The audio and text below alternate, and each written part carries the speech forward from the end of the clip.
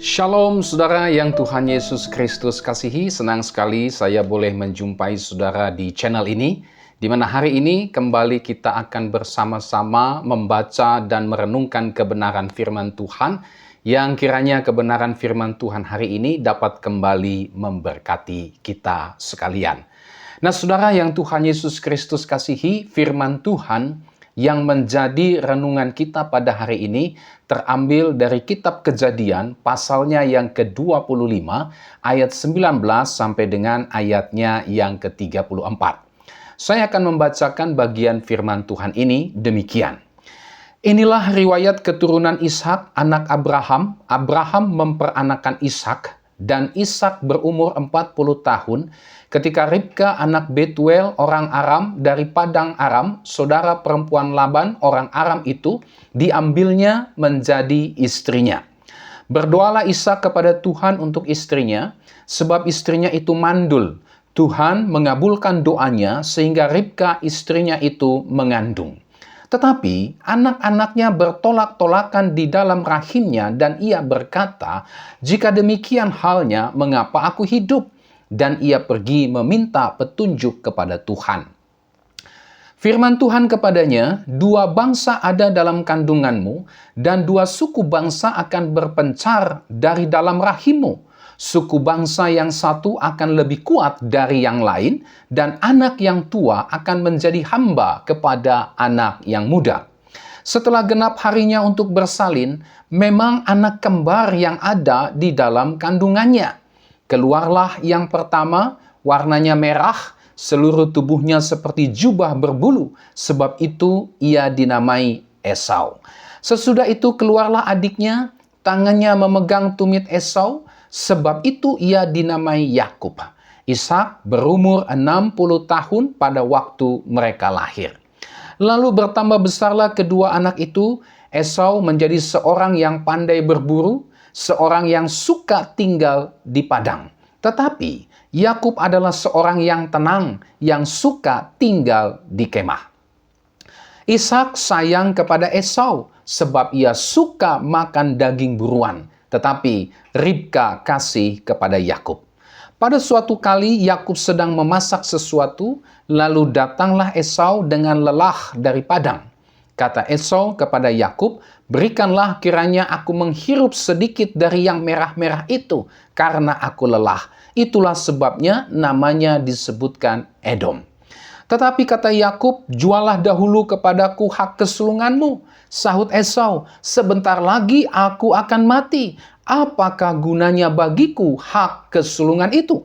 Kata Yakub, "Bersumpahlah dahulu kepadaku." Maka bersumpahlah ia kepada Yakub, dan dijualnyalah hak kesulungannya kepadanya. Lalu Yakub memberikan roti dan masakan kacang merah itu kepada Esau. Ia makan dan minum, lalu berdiri dan pergi. Demikianlah Esau memandang ringan hak kesulungan itu. Saudara, demikianlah teks firman Tuhan yang menjadi renungan kita pada hari ini. Dan tema firman Tuhan pada hari ini adalah hak kesulungan. Saudara yang Tuhan Yesus Kristus kasihi, apa yang dimaksud dengan hak kesulungan? Saudara, hak kesulungan ini adalah hak istimewa yang dimiliki anak laki-laki pertama, atau yang kita kenal dengan istilah anak sulung dalam sebuah keluarga. Nah, apa saja hak istimewa yang dimiliki oleh seorang anak sulung ini? Pertama, itulah hak untuk menerima bagian warisan yang lebih besar dibandingkan dengan adik-adiknya. Kita bisa lihat contohnya misalnya dalam Ulangan 21 ayatnya yang ke-17. Yang kedua, hak istimewa yang dimiliki oleh seorang anak sulung adalah dia mewarisi jabatan. Dia mewarisi kedudukan atau kepemimpinan keluarga. Ya, misalnya dalam sistem kerajaan, anak sulung ini adalah pewaris tahta kerajaan setelah ayahnya meninggal. Yang ketiga, hak istimewa dari seorang anak sulung adalah dia menjadi kepala keluarga menggantikan ayahnya yang sudah meninggal. Setelah sang ayah meninggal, Nah, si anak sulung ini seringkali dianggap sebagai penerus otoritas dan tanggung jawab keluarga, baik itu secara ekonomi, baik itu secara sosial, dan sebagainya. Yang keempat, hak kesulungan atau hak istimewa yang dimiliki oleh seorang anak sulung adalah dalam konteks rohani atau dalam konteks spiritual. Hak kesulungan ini adalah hak untuk memperoleh dan melanjutkan berkat perjanjian Allah yang diberikan kepada para leluhur. Itulah Abraham, Ishak, dan Yakub.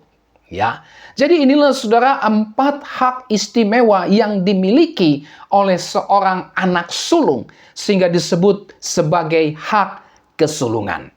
Tetapi saudara, meskipun demikian, hak kesulungan ini tidak selalu diberikan kepada anak yang sulung. Ya, hal tersebut bisa saja terjadi. Tidak selalu diberikan kepada anak yang sulung. Kenapa? Karena itu bergantung kepada otoritas sang ayah atau bisa jadi juga karena ketetapan daripada Allah sendiri. Ya, misalnya Yakub, meskipun dia bukan anak sulung, dia menerima hak kesulungan. Ini sudah ditetapkan oleh Allah sendiri di dalam teks yang tadi kita sudah baca sejak dalam kandungan. Ya, contoh yang lain adalah anak Yakub. Itulah Yusuf, meskipun bukan anak sulung, tetapi dia menerima hak kesulungan menggantikan Ruben yang adalah anak sulung Yakub. Saudara, di dalam perjanjian baru, konsep hak kesulungan ini memperoleh makna rohani yang lebih dalam. Saudara, Tuhan Yesus Kristus disebut sebagai yang sulung. Maknanya adalah keutamaan, otoritas daripada Kristus. Bahkan yang lain, saudara, di dalam perjanjian baru, orang yang beriman kepada Kristus ini menerima hak kesulungan rohani. Apa itu? Itulah mencakup janji-janji keselamatan dan warisan di dalam kerajaan Allah. Jadi saudara, inilah hak kesulungan, hak istimewa yang dimiliki oleh seorang anak sulung. Nah, di dalam bagian firman Tuhan ini, secara khusus kita bisa melihat kisah tentang Esau dan Yakub. Di dalam teks firman Tuhan ini diceritakan bahwa Esau ini adalah anak sulung dan Yakub adalah anak bungsu. Mereka memang kembar. Tetapi yang duluan lahir adalah Esau, kemudian Yakub. Sehingga Esau disebut sebagai anak yang sulung dan Yakub sebagai anak yang bungsu. Saudara, sebagai anak sulung, Esau berhak mendapatkan keistimewaan sebagai anak sulung. Dia tidak hanya berhak untuk menerima warisan yang lebih besar dibandingkan adiknya, ia juga tidak hanya berhak untuk kepemimpinan, otoritas atas keluarga, tetapi lebih daripada itu, ia juga akan melanjutkan garis perjanjian Allah yang diberikan kepada Abraham dan Ishak. Jadi saudara, sebagai anak sulung, Esau dia mempunyai hak kesulungan bukan hanya soal harta dan kedudukan atau otoritas dalam keluarga saja, tetapi juga dia melanjutkan perjanjian Allah yang telah diberikan kepada Abraham dan Ishak. Allah berjanji bukan kepada Abraham bahwa aku akan menjadikan engkau sebagai sebuah bangsa yang besar, keturunanmu akan banyak, ya. Engkau akan diberkati dan engkau akan menjadi berkat, engkau akan menjadi bapa segala bangsa. Nah, perjanjian ini diberikan kepada Abraham, diteruskan kepada Ishak, dan selanjutnya diteruskan juga kepada Esau karena dia adalah seorang anak sulung. Tetapi saudara, apa yang terjadi? Alkitab mencatat bahwa hak kesulungan tersebut rupanya hilang.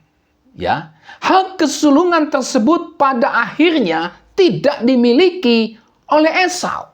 Ya, hal tersebut rupanya sudah ditetapkan oleh Allah sendiri sejak di dalam kandungan. Kita bisa lihat itu di dalam ayatnya yang ke-23. Tetapi meskipun demikian, saudara, Esau bertanggung jawab atas tindakannya yang menjual hak kesulungannya tersebut. Bukannya menghargai hak kesulungannya tersebut, Esau justru malah menjual hak kesulungannya tersebut, hak istimewa yang melekat pada dirinya demi semangkuk sup kacang merah.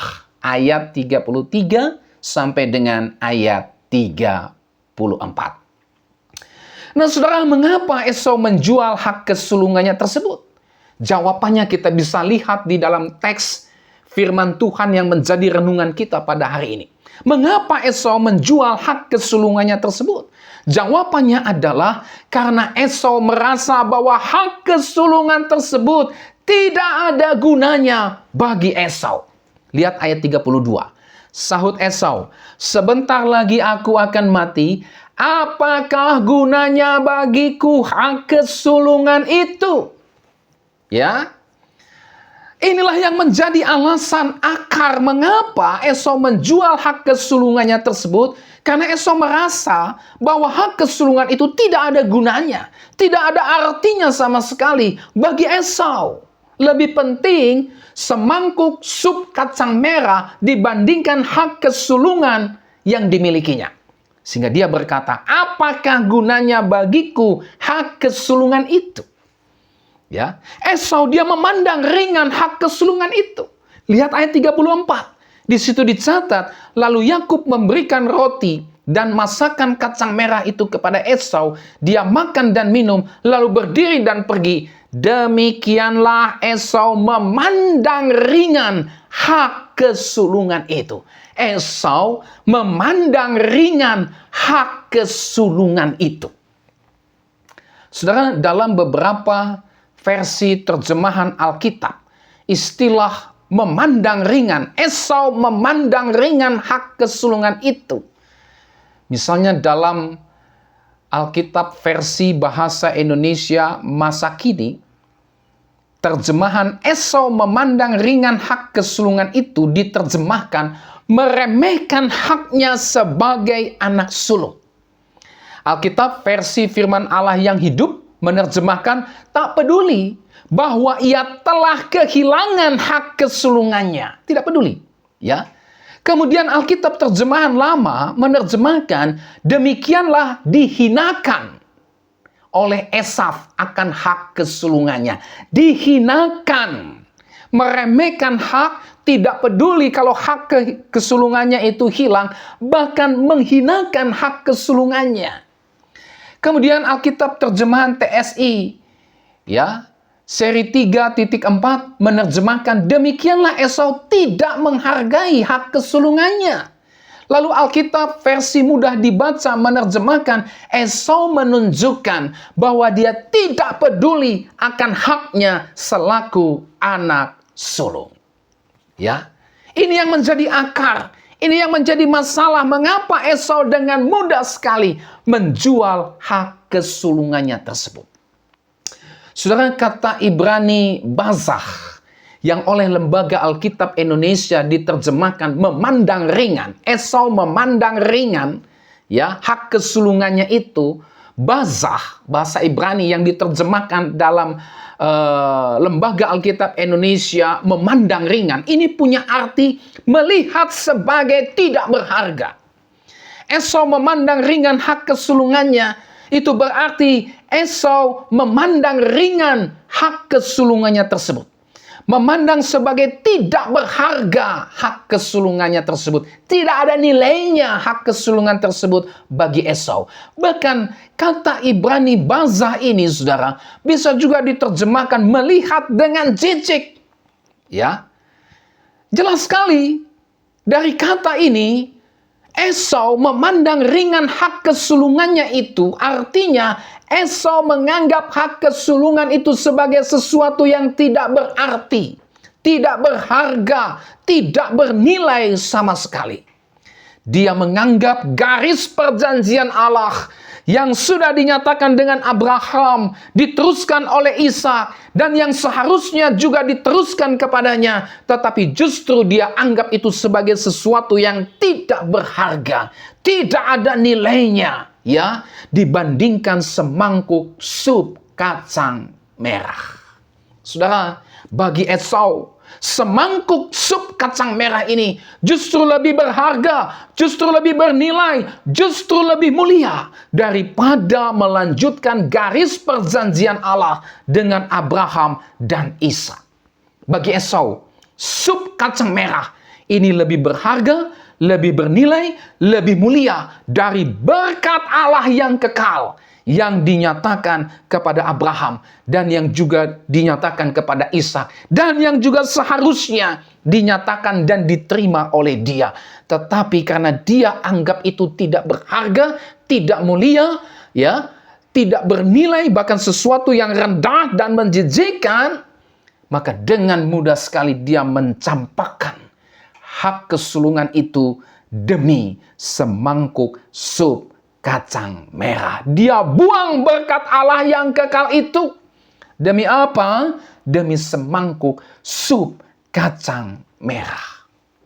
Saudara, para rabi menggambarkan Esau ini sebagai seorang yang sangat jahat.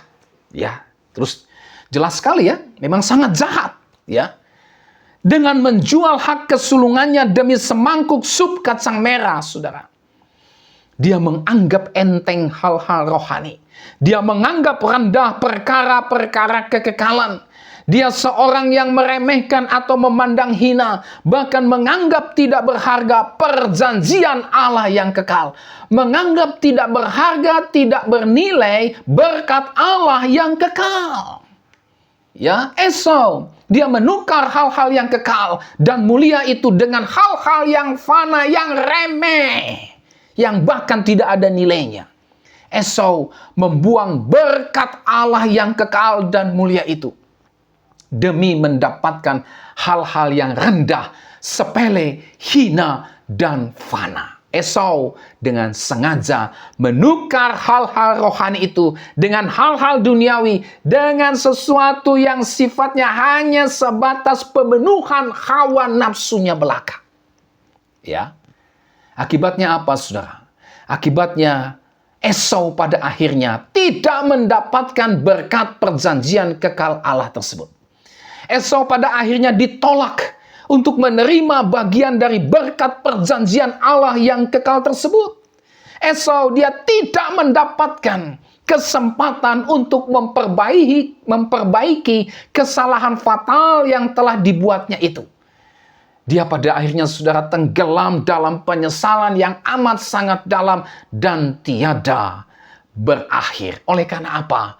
Oleh karena dia menjual hak kesulungannya, sesuatu yang sangat berharga, bernilai dan mulia, demi semangkuk sop kacang merah, demi untuk memuaskan nafsu duniawinya, nafsu kedagingannya, sehingga akibatnya fatal.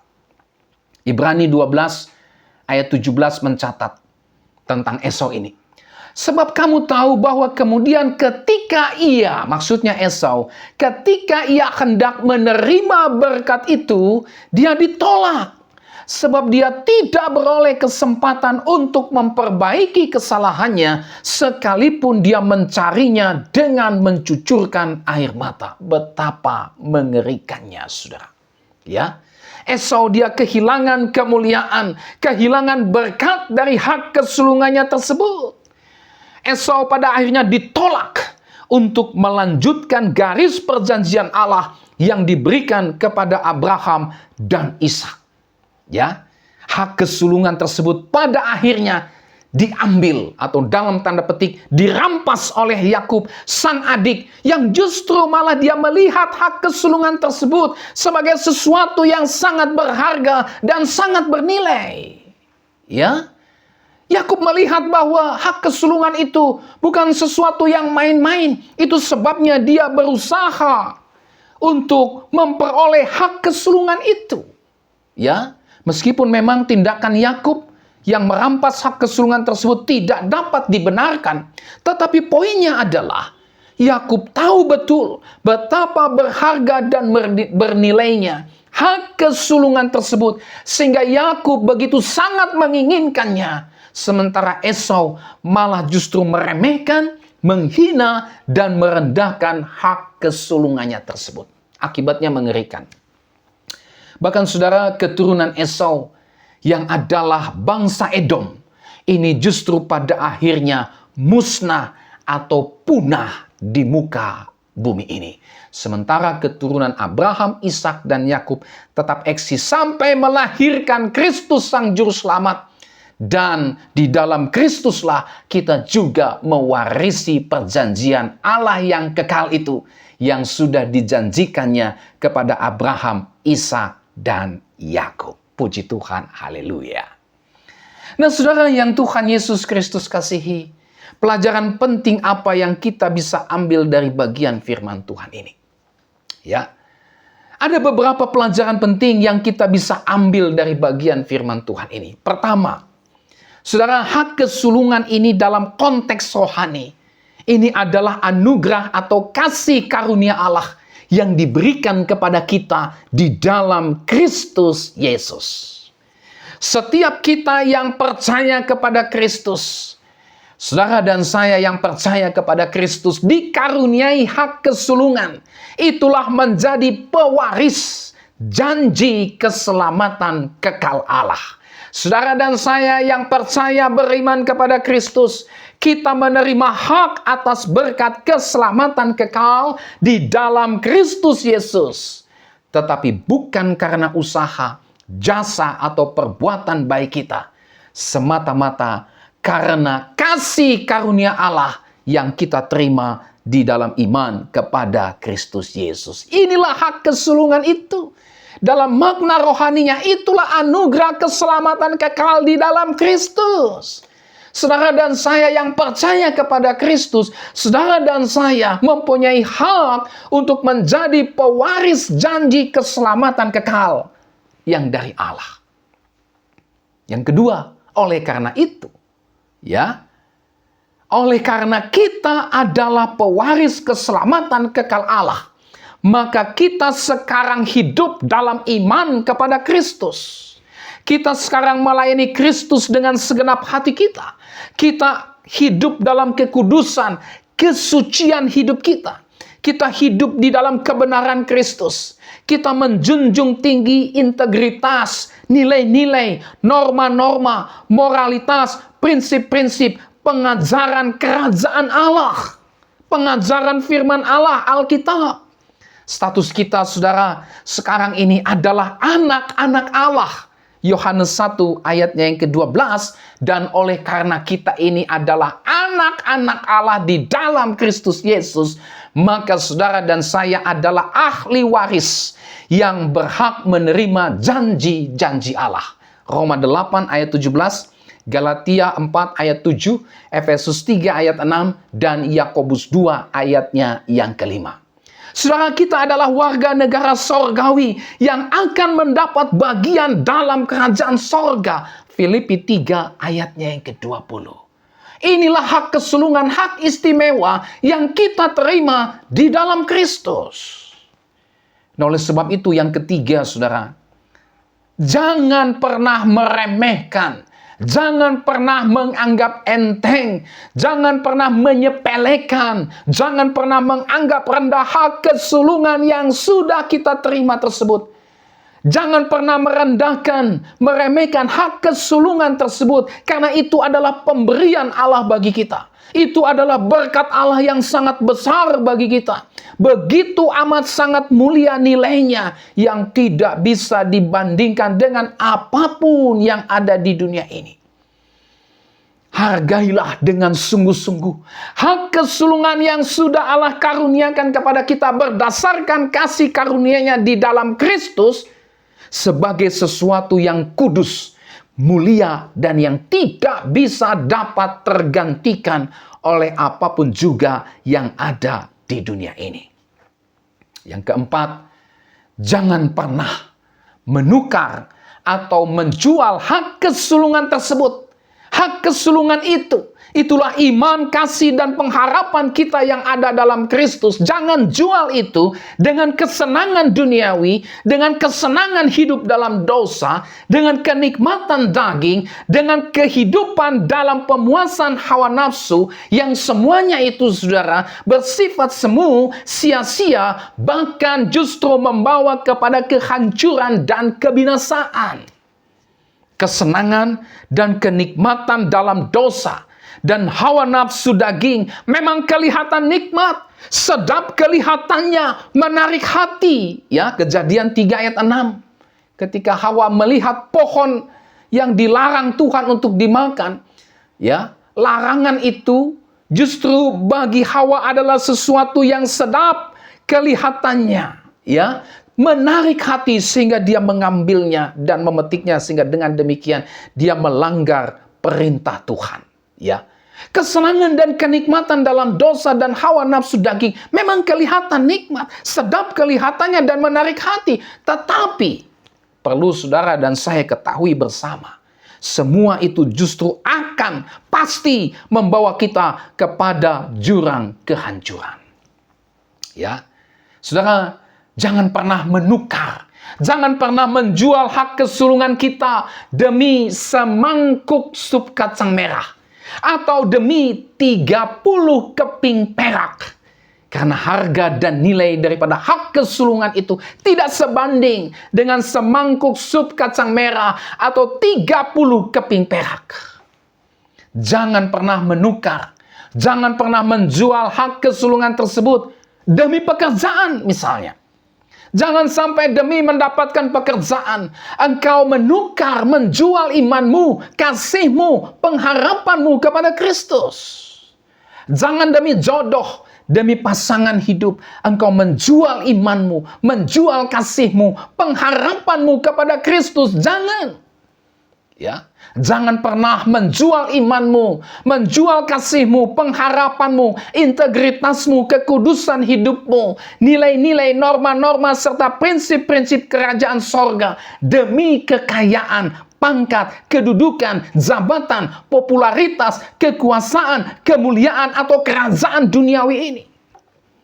Kekayaan, pangkat, kedudukan, jabatan, popularitas, kekuasaan, atau kemuliaan duniawi ini memang kelihatan nikmat, memang sedap kelihatannya dan menarik hati. Tapi hati-hati, saudara, semua itu justru bisa menjadi jerat dan pikat yang membawa kita kepada jurang kehancuran.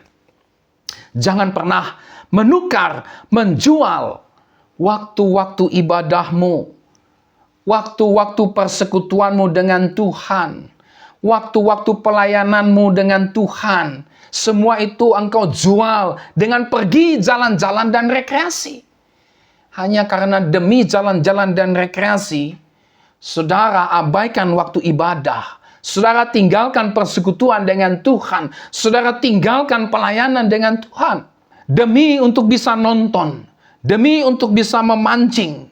Demi untuk bisa menyalurkan hobi. Saudara tinggalkan waktu ibadah, persekutuan dengan Tuhan, dan pelayanan dengan Tuhan. Atau demi pesta. Nah ini dia, saudara ya.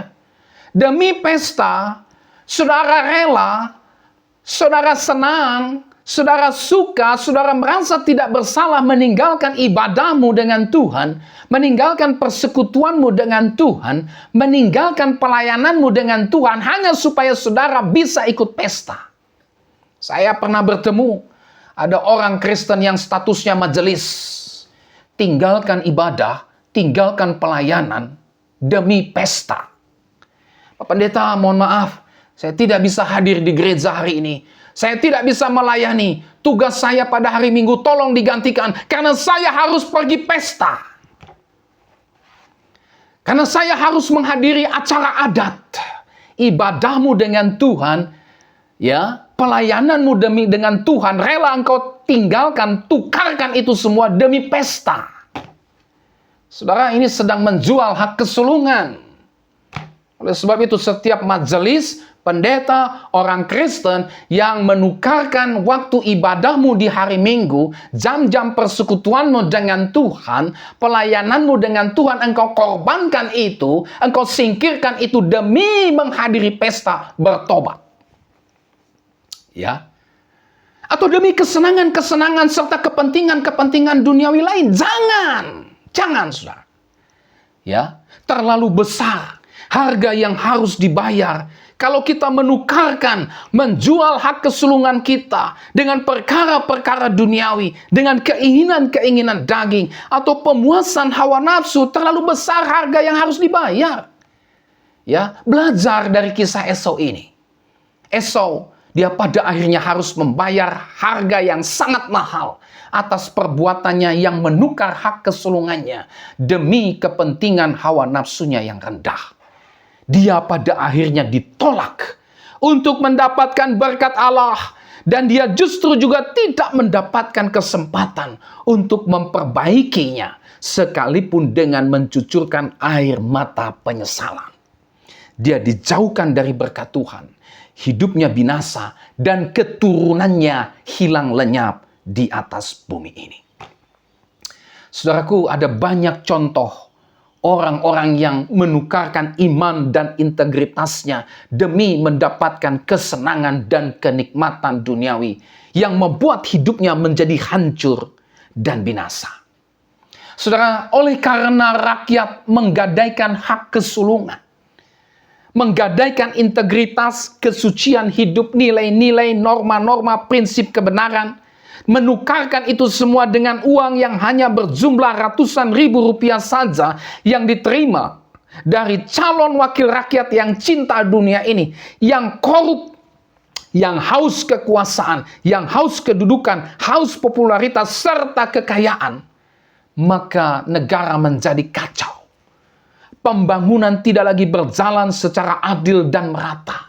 Rakyat sendiri justru yang harus menanggung penderitaan. Rakyat menderita dan tertindas. Ketidakadilan dan kesewenang-wenangan merajalela. Kenapa? Rakyat sendiri menukarkan hak kesulungannya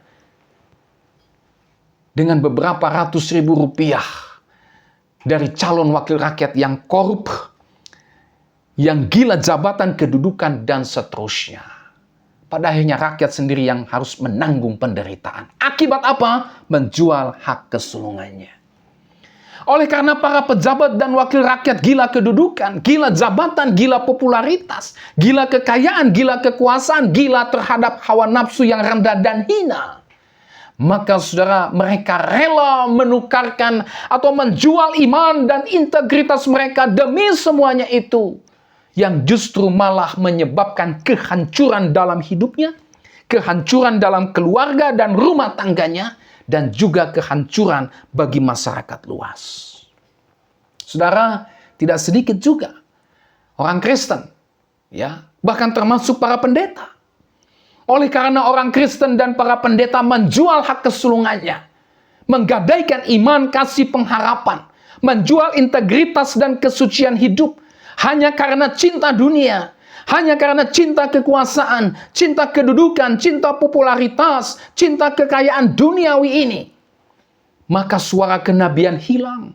Suara kenabian menjadi padam, gereja menjadi gelap, gereja menjadi tawar karena tidak lagi menjadi terang dan garam dunia ini. Kesaksian Kristen di tengah-tengah masyarakat menjadi rusak karena orang Kristen, termasuk para pendetanya, menjual hak kesulungan mereka demi cinta duniawi, demi cinta kesenangan-kesenangan duniawi, demi cinta pemuasan hawa nafsu kedagingan semata. Kepemimpinan Kristen di tengah-tengah masyarakat, entah itu sebagai pejabat atau wakil rakyat, pada akhirnya tidak bisa memberikan kesejahteraan bagi masyarakat, tetapi justru membuat masyarakat menderita dan tertindas, mengalami ketidakadilan dan kesewenang-wenangan. Nah, oleh sebab itu, saudara, mari kita hargai dengan sungguh-sungguh hak kesulungan yang Tuhan sudah karuniakan kepada kita. Jangan pernah kita meremehkan, menganggap enteng, atau menganggap rendah hak kesulungan tersebut. Karena begitu amat sangat mulia nilainya, yang tidak bisa dibandingkan dengan apapun yang ada di dunia ini. Bahkan sangat besar berkat yang menantinya. Ketika kita meremehkan, atau menganggap enteng, atau menganggap rendah hak kesulungan tersebut, Sehingga pada akhirnya kita menjual hak kesulungan tersebut dengan kesenangan duniawi, dengan kesenangan dosa, dengan keinginan daging dan pemuasan hawa nafsu kita. Maka saudara, kita sedang mendatangkan malapetaka besar, serta penyesalan yang sia-sia dan tiada hentinya dalam kehidupan kita, seperti apa yang dialami oleh Esau. Sebaliknya, ketika kita mau sungguh-sungguh menghargai hak kesulungan tersebut, ketika kita mau hidup berdasarkan hak kesulungan tersebut, maka kita akan menikmati berkat Allah yang tiada berkesudahan.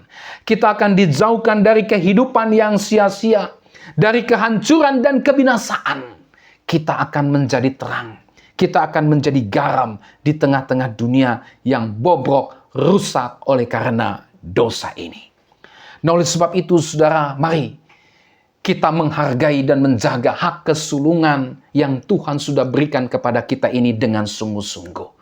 Mari kita belajar untuk menempatkan perkara-perkara sorgawi sebagai yang lebih utama dari perkara-perkara duniawi.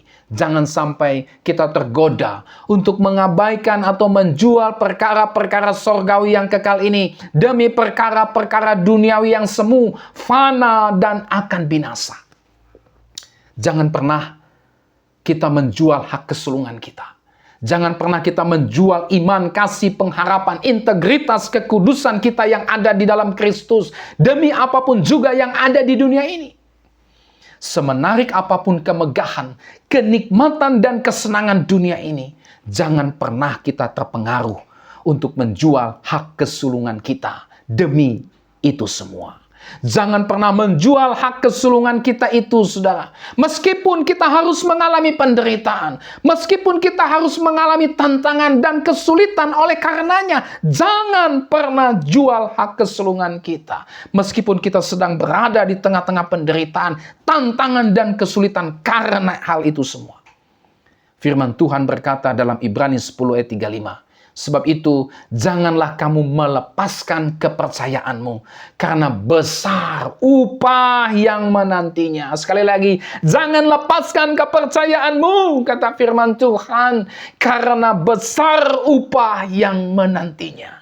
Semua yang ada di dunia ini, bahkan penderitaan, tantangan, kesulitan sekalipun, tidak berhak atau tidak bisa dibandingkan nilainya dengan hak kesulungan yang Tuhan karuniakan kepada kita.